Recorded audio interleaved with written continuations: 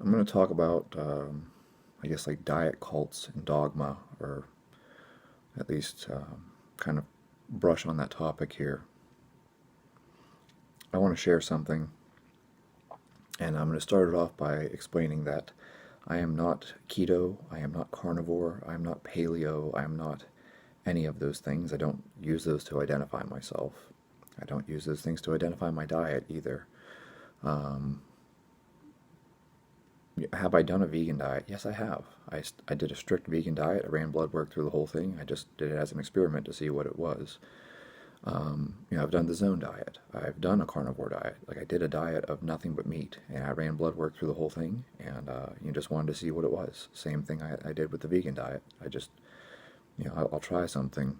Um, you know, I was really inspired long before any of this stuff even became anything by Vince Gironda. That's what caught my attention years ago. I don't even know what year it was that I first came across it. I guess it might have been 2010 that I read his book, and I was like, oh, wow, that's interesting. Nothing but meat. And I even did the 36 eggs a day thing.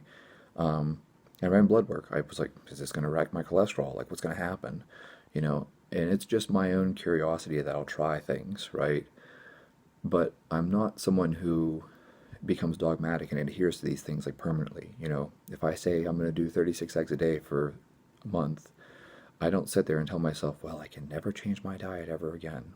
You know, with the carnivore diet, that was an interesting thing. I started off with 1 month was my goal, and my blood work looked so good at the end of 1 month that I was like, I guess I'll take it to 2 months. And then I took it to 3, and then I took it to 4, and then I took it to 5, and I just kept waiting for something bad to happen. I just kept running blood work. Like at some point, my cholesterol is going to be whacked. I clear out to 6 months, and my blood work was still fantastic. Why did I stop doing it? Um, well, just because I felt like after 6 months I had convinced myself that there's no harm that comes from this. I don't have some weird dogmatic belief system that, like, oh, I can never change my diet once I try this thing. But after 6 months of eating nothing but meat, I was like, well, I guess it actually is safe and it doesn't cause harm. Um, and so at that point, I had basically proven the point to myself that this is not a bad thing. And then I just went back to eating how I normally eat, anyways. Which, you know, why do I eat the way I eat? Because I like the way I eat. I like the foods that I eat. And for me, I've said this before, I don't cheat on my diet, ever. But that's really easy to understand why. It's because I actually like the foods that I eat. So, like, I'm not tempted to, quote, cheat on my diet. I don't even like that word, anyways, but it's the term that everyone else uses. I don't deviate from my normal diet. I eat what I eat because I feel good, and I like the foods that I eat. So, that's why I eat what I eat. It's because I eat what I like. And because I eat what I like, I'm not sitting around feeling deprived or something. I don't sit there feeling like, oh gosh, I wish I could have. One thing that drives me nuts, real quick, on the IIFYM people is I'll talk to them and they'll make a comment to me like, oh man, I haven't had steak in so long. I wish I could have a steak. And I'm like, then why don't you? And they're like, well, it doesn't fit my macros. And I'm like, dude, if you're doing IIFYM and you can't fit a steak into your macros, you're not doing it right. Like, you should easily be able to switch a couple things around so that you could fit a steak in there once in a while. That'd be like if I told you I'm doing IIFYM. Gosh, you know, my favorite food is, I don't give a shit what it is, Pop Tarts. If you can't fit a Pop Tart in when you're doing IIFYM, like, what the fuck are you doing? Like, do you understand how this concept works? You're able to switch something out and move things around, you know? So, like, if you can't switch your macros around a little bit, like, if you can't make a steak fit your macros, like, what are you on? Like, 5 grams of fat? Like, that doesn't make any sense to me. So, this is why people shouldn't get so dogmatic and dialed into things. It's like you should always have some flexibility to eat the foods that you enjoy eating. Um, Anyways, back to my point about diet cults, because oddly enough, that IFYM has become a diet cult as well. But so is keto, and so is carnivore. I'm going to tell you guys a story, and this is something that really bothered me, and this is something that I'm going to share because I'm sure I'm not the only person that's run into this. Boy, this is going to be a hard story. my dad developed lymphoma, and his lymphoma metastasized and spread. So he, had head and neck cancer, and then it spread to his lungs, and then it spread to his throat, and it just kept spreading despite the chemotherapy, despite the immunotherapy, despite everything he was going through. His lymphoma just continued to metastasize and spread. And so he entered into hospice care, right? And it was my dad's birthday, and we kind of realized that this is going to be the last one we get to enjoy. And so for my dad's birthday, we had lasagna, because it's my dad's favorite. And guess what? I ate lasagna. And people reacted very strange to this. I got messages from people, and they're like, "What are you doing? That's not carnivore. What are you doing? That's not keto." And I'm like, "Yeah, well, I'm sharing food with my family, because food is a social thing." Similarly, my dad and I were sitting around one day talking, and he was reminiscing about how when I was a kid, he remembered taking me to Permane Brothers, and we got the steak sandwiches, the steak and egg sandwiches at Permane Brothers. If you're from Pittsburgh, you know what Permane Brothers is. And I was just a kid, and that became like this cool thing for us to do. My dad and my grandfather made wine, and so I would go with them to go get the grapes, and I learned how to make wine as a kid. And our like, I don't know what to call it, a ritual. I mean, it's what we did. You had to go down to the strip district to get grapes. And so when you went down there to get grapes in bulk, guess what? There's a Permane Brothers down there. And so we would go get Permane Brothers sandwiches for lunch. Because of that, I was talking to my dad, and I said, we should get Permane Brothers sandwiches. And we did.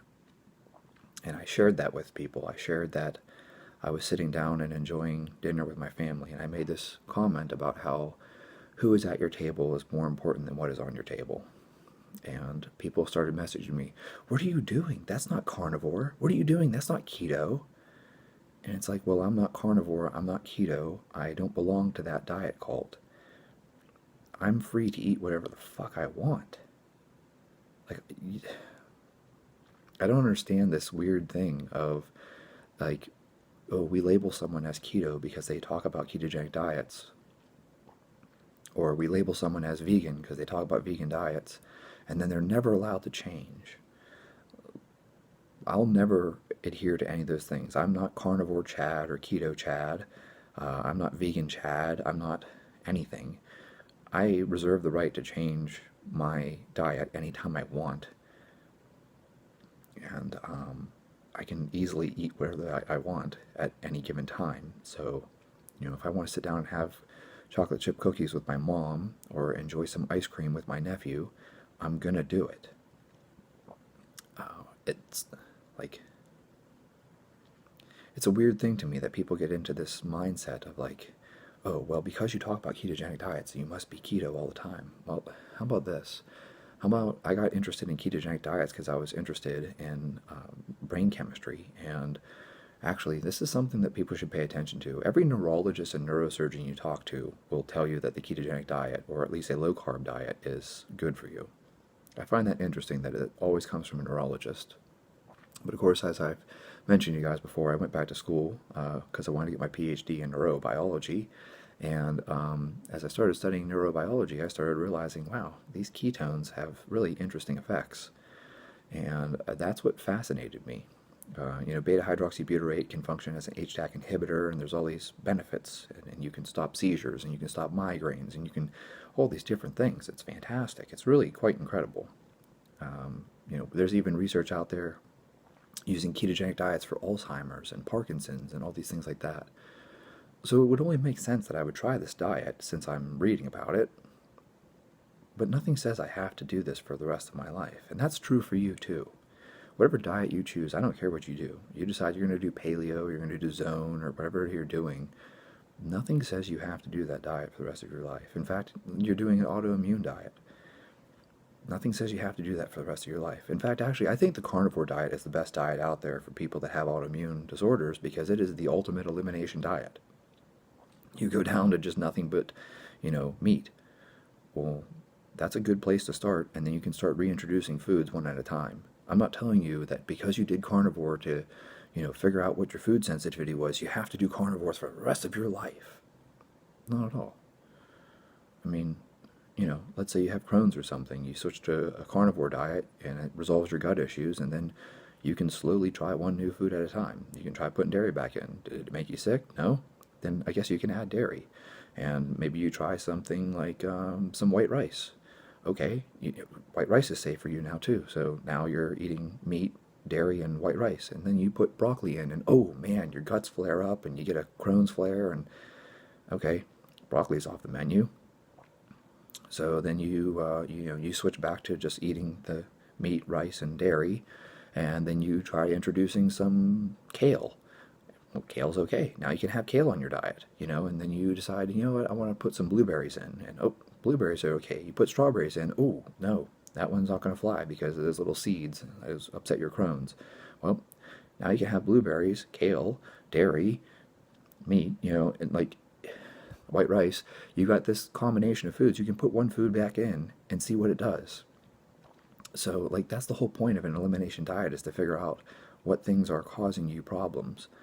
You don't have to follow, like, anything, for that matter, for the rest of your life. You can always keep adjusting things. And you can always keep checking and trying new things. So, anyways, my point being, these weird dogmatic little cults, that's a weird thing, man. I'm enjoying a sandwich with my dad who's dying and he's in hospice care, and people are like, what are you doing? That's not keto. I don't owe you an explanation. And also, stop criticizing people for what they eat. Like, if you're not buying my groceries, you don't get to tell me what I should eat. If you want to buy my groceries for me, then I'll eat whatever the hell you're buying. But, like, if you're not buying my groceries for me, you can keep your opinion to yourself. So, that's why, like, I try to tell people, like, the carnivore movement, the keto movement, etc., they bash vegans, and they're just as bad as the vegans. And the vegans bash carnivore and keto, and the vegans are just as bad. This whole thing of trying to shame people for what they eat, I'm not okay with it. I don't think that that's healthy. And I just think that that's a weird thing to do. So, I don't care. If you're vegan, I hope you follow me. I hope you find something I said interesting. If you're carnivore, I hope you follow me. I hope you think it's interesting. And I don't judge people for what they choose to eat. It's food. Like, this isn't some kind of moral failure. Like, you're not a bad person because, I don't know, because you eat some Ben and Jerry's even. Like, screw the whole thing of, like, oh, you're vegan versus carnivore. You're not a bad person because you have some Pop-Tarts or you have some ice cream. Like, this isn't a moral failure. So, I don't know where this comes from, but I don't think it's healthy. And I feel like these people who go around attacking other people for what they eat, who knows what they're like in their life? They probably have an eating disorder or something. I've never looked at someone and been like, I should criticize that person for eating Burger King. What? I've never criticized someone for what they eat. It's not something I would do. And I just feel like I need to talk about this because I'm sure I'm not the only person who's run into this. I'm sure someone out there watching this video is like, yeah, I ran into the same thing. I was doing whatever diet, and then, I had some birthday cake with my, I don't know, brother, sister, mother, father, whatever, and then someone made a critical comment, and it's like, it's not your place to criticize someone, especially if they're trying to share a happy moment with a family member, and then you feel the need to tell them, oh, well, you're not whatever, this is some kind of moral failure that you're not following the diet that I want you to follow. Like, get over yourself. So, that's why I will never adhere to any of these groups. I'm never going to be the carnivore guy, or the keto guy, or the vegan guy, or the paleo guy, or any of those things. I don't think that that's, it's just not something I believe in. I don't think it's good for people to become dogmatic, and especially for people to become dogmatic and then criticize others.